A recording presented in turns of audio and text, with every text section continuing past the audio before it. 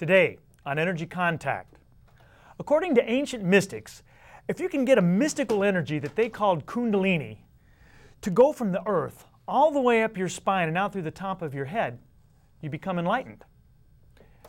But even though this energy is mystical, it follows some of the basic laws of physics. It can't move through spines that have knots and angles. So, to be enlightened and to be truly healthy, we're going to have to straighten up. Want to figure out how?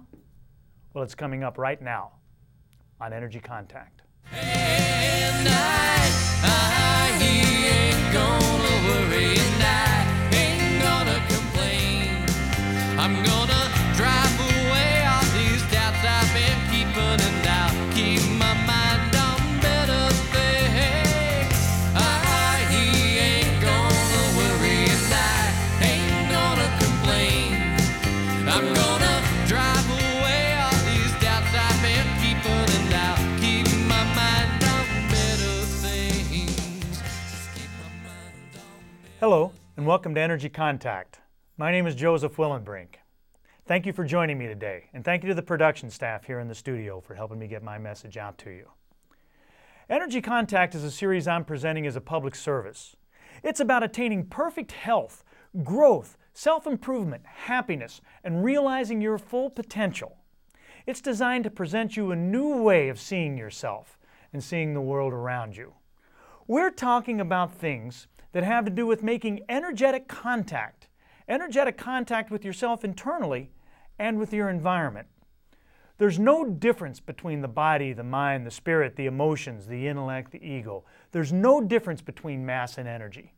So all that health and growth and self-improvement we talk about takes place where we make energetic contact. It takes place at the interface where energy contacts the physical world. On this show, we're presenting a brand new paradigm that's thousands of years old. We're presenting extraordinary topics for ordinary people. And let's move right ahead with that and put up that first slide. Everyone, please know that I'm not a doctor. I don't want to be a doctor. This show is in no way a medical advice show. I might call myself an energy healer or a chakra healer, so might a lot of other people. But state, federal, and local governments do not. There's important information on this slide. We'll leave it up here for a second. Please read it thoroughly and with awareness.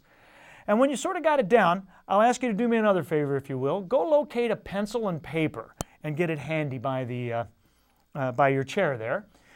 At the end of the show, we're going to roll the credits, and on those credits is going to be contact information for me. I invite and encourage you to contact me, but in order to do that, you're going to need that contact information. In order to get that contact information, you're going to need a pencil and paper. And if you wait till the end of the show, you might run out of time. So please go get that now. All right, and then let's come back here. Today's show is show number 23. If you're tuning in for the first time, thanks and welcome. There's plenty on this show of interest to you. These shows are sequential, they build. We are re-presenting topics that we've explained in previous shows. So there's a little ramp up, but I'm doing my very best to review everything that needs to be reviewed and to make these shows have great value to you on a standalone basis. And I think this show will indeed have just that. If it is your first time or one of your first times and what you see piques your interest, then please look and see if you can find earlier shows airing at later times. They'll do that either in this neighborhood or perhaps in the different cable neighborhoods of friends of yours. And if you look for them, I'll be very flattered and grateful. Thanks. And now, it's with great pleasure and honor that I introduce my co-host to you. This is my co-host, Slim. Slim is with me to help explain the physical self. Since we're investigating what energy contacts in the physical self, we have to understand the physical self. We have to understand a few things, don't we? We have to understand energy, certainly, but we have to understand what it contacts. And Slim's here to help us with that. Remember, a body without energy is just a corpse. An energy without a body, well, it might be a number of things, but it's not human. We become fully human and fully alive where energy contacts the physical self. All right. Previously on Energy Contact, we have been discussing the body intellect. We've talked about that a lot. It's a theme probably that pervades every episode of this show. How the same materials in our brains that give us reason, logic, recall, memory, all of those things, how those same chemicals, those same components are in every cell of our body. And so that body intellect builds us. Thought builds our anatomy. We are creations of our own thought. We've seen further that the skeleton, like my buddy Slim here, is not a set of girders, a framework upon which the rest of us is hung and strung. What they've told us in grade school anatomy was upside down and backwards. It's wrong. In fact, it's the rest of us that hold the bones together, that hold the skeleton together. That's why my buddy Slim here needs bolts and screws and you don't. So what do bones do? They're spacers. They create distance. They provide a space between, for example, my shoulder and my elbow and my hand. All right, we learned further that until we make our pain go away, we can't concentrate on anything else. Until our most basic needs are met, nothing else matters. This is why so many of us aren't growing, aren't improving, aren't moving ahead in our life, because we can't get past our pain. And that is a statement that has profundity at many levels. We've spoken a little bit about this mysterious Kundalini energy, and we're going to speak a little bit more about it today. I've been purposely vague about precisely what that Kundalini energy is, and I'll continue to be, but I do want to remind you that we are discussing it. It's a complex topic, and it's going to be the subject of a few shows not too far down the road. But today we just want to know that it's there and that we need to make it move through us. And finally, we've observed what all of this has to do with our core. Over the past few shows, we've started to climb out of our core a little bit. But remember, as we climb out and climb up, that we never really leave it. Today, we're still looking at how energy moves upward from our core and past our main horizontal structure and through our main vertical structure. We spent a long time about looking at what's going on in our pelvis, and that is our main horizontal structure. And we've learned that energy falls up, so now we're moving up with it, up our spines. And today, we want to get past some of the basic descriptive information that we presented in past few shows and move up to where we can get an understanding of how we've been blocking this energy unconsciously. And therefore, how we can allow our spine to move it, how we can unblock it and get that upward flow of Kundalini energy moving through us. We need to do this without really understanding precisely what that Kundalini energy is. So it's a daunting task before us, but we're up to it. And we'll do a good job of it. All right, and so now we're at the point of our show where we take our virtual field trip, a journey in our mind's eye. And on today's trip, we're going to visualize that you've got yourself a job doing repair work at an amusement park. And they take you over to the strongman attraction. The sign says, swing a hammer, ring a bell, win a prize. You've seen that thing. It's that large column. And the strong fella hits the earth with the hammer, hits a platform with the hammer. It sends a weight up. And if he's tough enough or strong enough, that weight goes all the way up to the top and rings a bell. Along this column, there's little signs, and near the bottom they say wimp, girly man, sissy. You get a little further, they say try again, showing promise, pretty tough. And then up at the top, you ring the bell. Okay, you know the machine. What they tell you is that they've got another machine like this that they had to stick back out of the way somewhere because it broke down. Your job is to fix the machine. No problem. So they take you to the other machine, and the first thing that you notice that's apparent is the column's not straight. It curves kind of to the left and the right. It has angles. It's rusty, and it's broken down after what looks like just years of misuse. So just for fun, you take the hammer and you just hit that thing as hard as you can, and that weight just won't hardly move. It can't move through those angles. So you go to work. And as you start working, you think, you know, all this repair would have been unnecessary if only this apparatus, this contraption would have been maintained all along. It's a lot easier to keep something in good repair than it is to fix something that's broken down, isn't it? But let's not digress. After a day or two, it's taken a lot of work, but the column is looking pretty good now. It's nice and straight. You've got it all fixed and painted and sparkling. It's good as new. And just for extra measure, you lubricate the pole a little bit. You oil it up, put some WD-40 on it. I hope that some of my viewers know what WD-40 is. And now you've got everything slick. And the folks who brought you there to fix it come, and you hit that thing with a hammer, and that weight slides up that pole and rings the bell. It sounds just like Big Ben. All right, let's leave our story for a little bit. As you've guessed already, that column is analogous to our spine. We'll come back to that. Our two main structures in our physical selves are our pelvis and our spine. And let's take a look at that on Slim. We're going to look at how our spine comes out of our pelvis.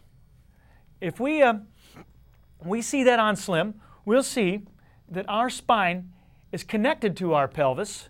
There's Slim here. This here is spine. This is hip. And so this is our sacrum, and this is the iliac spine of our pelvis. And so this here, see if I can get it on, is our sacroiliac joint. That sacroiliac joint is important there. Take a peek at that for a second, because that's where all of the vertical weight on you focuses downward. We speak a lot about energy falling up, and energy does fall up, but at the same time, gravity is pulling down, and about 2/3 of your body's weight is being supported and managed right here at that sacroiliac joint. If you mismanage the way the top of you fits, then you will have pain that stems from right there. If, like some people, your spine is curved so that your head's out in front of the rest of you, that will cause pain that stems from right here. You might not feel it right there, but that's the source of it. Our spine is supported and held up from here by our psoas muscle. Let's leave Slim and put up a slide of our pelvis and psoas. Here's a slide that you guys have seen before. On the one side there is a pelvis bone, just like you were looking at on Slim. And on the other side, you see those diagonal red lines there? Those are your psoas muscles. So you can see how that spine, right in the middle there, that white pole, comes out of your pelvis, and it's supported. Those two muscles pull that, hold it in place. Can you see, by the way, how that spine looks like stacked spools? It kind of does, doesn't it? And while we're looking at it, can you see that that spine is white? Why is it? Why isn't it the color of the rest of the bone? Well, there's something coating that spine. It's called dura mater, and we're going to look at it next show. But for now, let's focus where we are. So those psoas muscles are holding that column in space, in place, from the bottom. But there are other muscles that go all the way up the spine, and they serve not to support it, but to stabilize it. So let's come up here, and when we come back, you guys will see me building a spine here. I'm taking, notice how in that picture, that spine looked like stacked spools. So we're going to make a model of your spine here. Since this is not a spine, and since it's not supported by muscles, I'm always taking a little bit of destiny in my hands here, building this spine. But here it is. This is very, very similar to your backbone. This is the way it is. They sit. Those are the stacked spools. How much trouble are those spools have staying on top of each other? Well, none. None whatsoever. When would you expect them to get tired? Never. Well, what holds them up? Gravity. If we just set these spools out of the way in the corner of a closet for about 85 years and then came back, what would have happened to them? Absolutely nothing. They'd look just like they do now. If there was a hole, imagine a donut type of a hole right through the middle here of this thing. If I had a little rubber ball, one of those super ball type balls, and I drop it in the middle, it would bounce right back up into my hand. It's completely straight, completely upright. Can you say that about your spine? Now notice that we've put these little cables on it. I'm going to have you imagine that these cables are hooked into the table. We got a half an hour show here, so we're not going to spend time hooking them into the table. But imagine these are hooked into the table. Do you think that that holds that column up? Well, of course it doesn't. They were held up just fine without it. But what it would do is provide a little stability if the earth rocked a little bit. All right, so this is very similar to our spine. And there you can see those cables sort of balancing that a little bit. But let's move forward and leave our spine, and we're going to go to a slide of vertebrae, and you're going to see how they are stacked very much like my spindles here. Let's bring up that slide. And while we bring that up, I'll try to dismantle this thing, and if you hear a loud crash, you'll realize that my psoas muscles must have given out. That slide there is just some vertebra. But can you see how they're stacked? Can you see how they stack very similar to the way these spools were stacked? They don't need muscles running all the way along them to hold them up. They just need a little psoas muscle, and then they do just fine, stacked vertically. But let's turn our attention back to the bungee cords. If we have bungee cords in our spine, and they work exactly the same as the ones did on my column. What muscles are they? They're called erector spinae muscles. And let's move ahead to the next slide, and we'll take a peek at some erector spinae muscles. There they are. You see the first slide there, they're sort of in situation, and then the other two show them. Those initials there in that middle slide, by the way, the ERSP stands for erector spinae. That little muscle underneath is called the multifidus muscle. And for our purposes, we're going to say that it is an erector spinae muscle too. That other muscle there is the quadratus lumborum muscle that you looked at a long time ago. These erector spinae muscles are designed to do something. They're designed to provide stability, some rock and roll. They're too weak to hold the spine up structurally, but that's okay. It's not their job. They are the bungee cords around the CD spindles. Now we'll move to the next slide, and you'll see a little bit more of a medical school representation of the same muscles. There they are. You can see in that picture there's some outer ones on one side, some inner ones on the other. How they're just providing stability for that spine. Well, we get into trouble because we misuse these muscles. We misuse them regularly and repeatedly. We use our erector spinae muscles to hold us upright, but that's wrong. Not only is it wrong, it's pathological. We use them to pull our spines up like the cables of a drawbridge, like a cantilever, but that's not what they're designed for. All right, let's come back up here. So what are they designed for? Well, they're designed for stability. They're designed to help us rock and roll. Well, if they aren't holding up our spines, then what is? Gravity. Same thing that's holding up the CD spindles. If your spine was stacked like those CD spindles, when would you get tired? When would your back hurt? Never, because it wouldn't be working. They would be aligning with gravity. A little while ago, I was talking about dropping a rubber ball through through my column, through my backbone made of spindles. Are our spines literally really supposed to be that straight? Well, no, not really. In fact, our spines are supposed to have gentle curves, much gentler than the ones that most of us have. So if we did drop the ball down, it would bump around just a little. But our spines are designed so that our heads should be balanced squarely over our pelvis, so that the center of gravity of our head is right over our pelvis. But we get out of touch with our core, and for many of us that's not the case. Well, what is the case? Well, the case is we get out of touch with our core, and our psoas overcontracts, and that sets up a chain reaction. The chain reaction we've looked at before. Let's look at it again, just for fun. You can do this with me at home and just see how it feels and realize that a lot of people live their lives like this. First thing that happens is this psoas overcontracts. I'm going to turn this way so we get a little bit of a profile. That psoas overcontracts. That pulls the rib cage down and it pulls the spine forward. Already, we think, I need to stand up straight, and we've got those erector spinae muscles doing the work of the psoas, doing something they're not supposed to do. But we're up straight, good posture, but that psoas is pulling down. The rib cage is pulling down. When the rib cage is pulling down, that shortens our rectus abdominis muscle. These are muscles in our stomach, and it pulls our rib cage over our diaphragm, and all of a sudden, we can't breathe, because the diaphragm is our breathing muscle. And now we're like this. And that contraction pulls down further, and it pulls our necks down into our shoulders, and that pulls our shoulders forward, and now all of a sudden we're curved forward like this.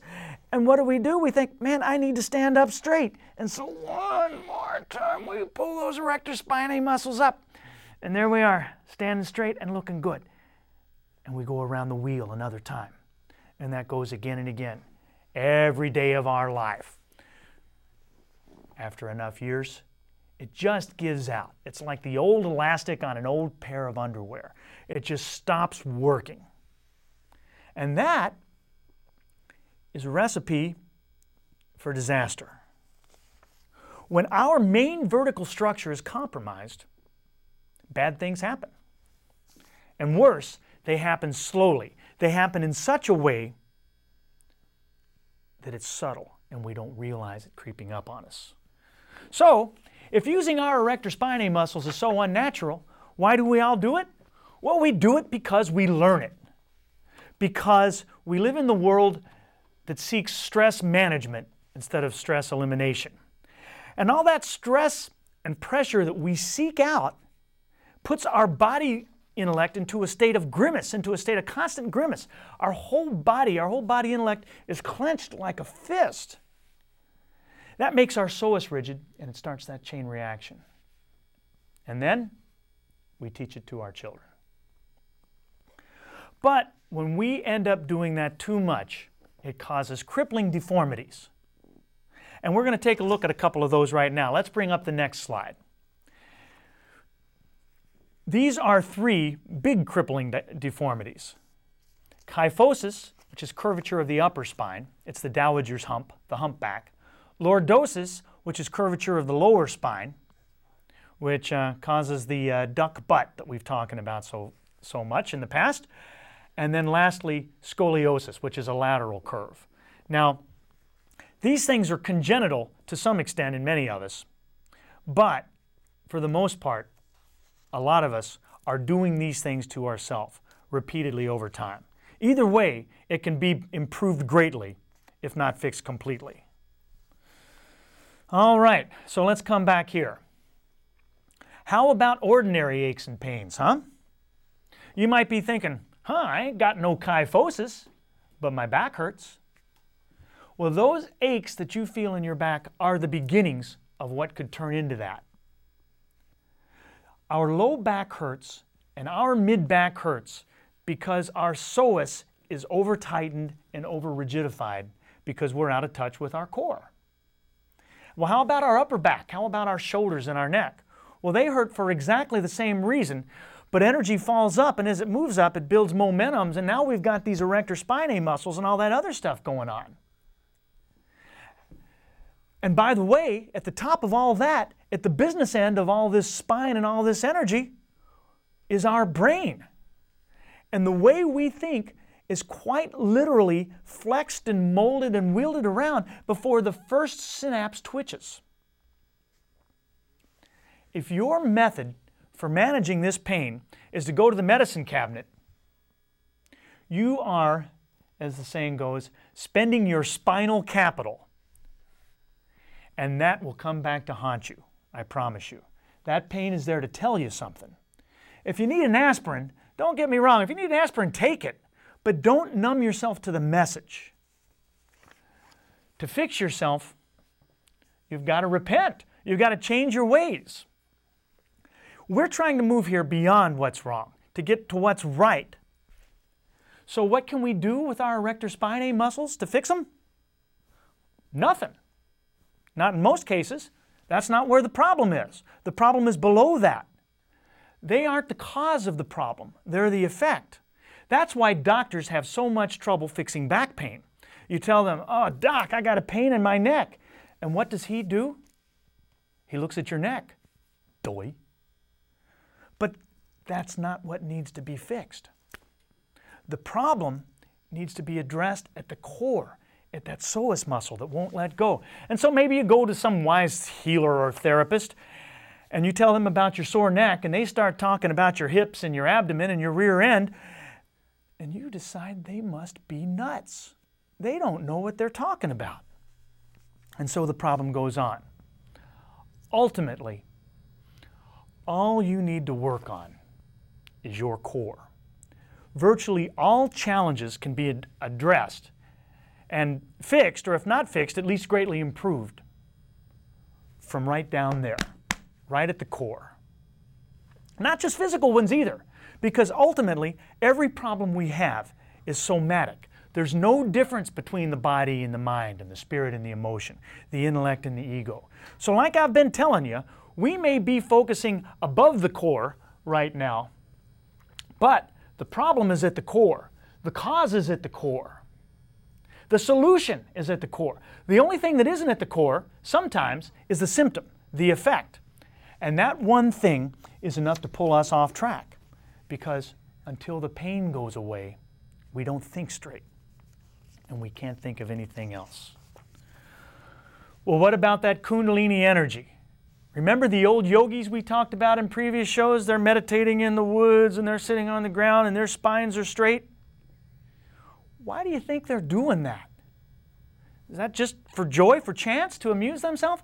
Those guys are pretty smart. Go back to the amusement park.